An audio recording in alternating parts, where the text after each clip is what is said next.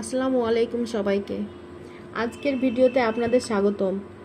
আজ আমি দেখাবো কিভাবে অ্যাপ্লিক কাজ করা চাদরের উপর ডাবল চেন সেলাই করে সুন্দর ডিজাইন তৈরি করা যায়। এই ডিজাইনটি আপনার চাদরকে দিবে একদম নতুন ও আকর্ষণীয় লুক।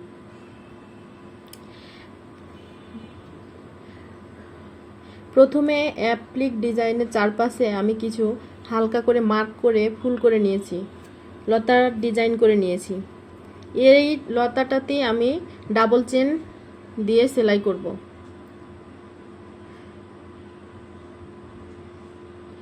প্রথমে সুতার নিচে একটি গিট দিয়ে আমি সুইটা কাপড়ের উপরে নিয়ে এসেছি।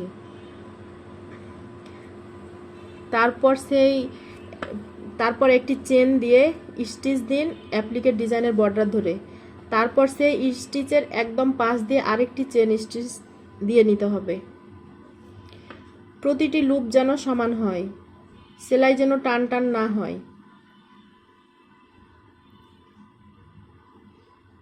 ডিজাইনের আকৃতি অনুযায়ী ধীরে ধীরে ঘুরিয়ে সেলাই করতে হবে।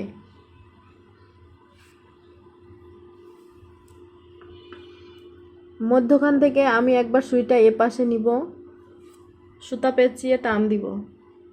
আবার আমি মধ্যখান থেকে সুইটা দাগের ওই পাশে নিব। এই পাশ দিয়ে আমি আরেকটা চেন উঠাবো। সেলাইটা মূলত এভাবেই করতে হবে।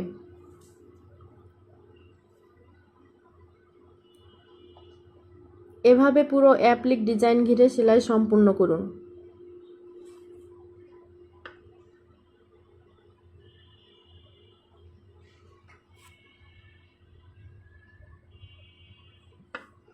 দেখুন খুব সহজে কিভাবে ডাবল চেন সেলাই করা যায়।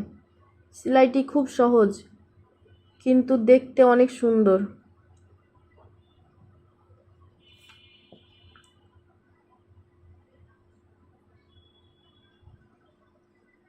দুই পাশে একই সমান গ্যাপ রেখে সেলাই করতে হবে।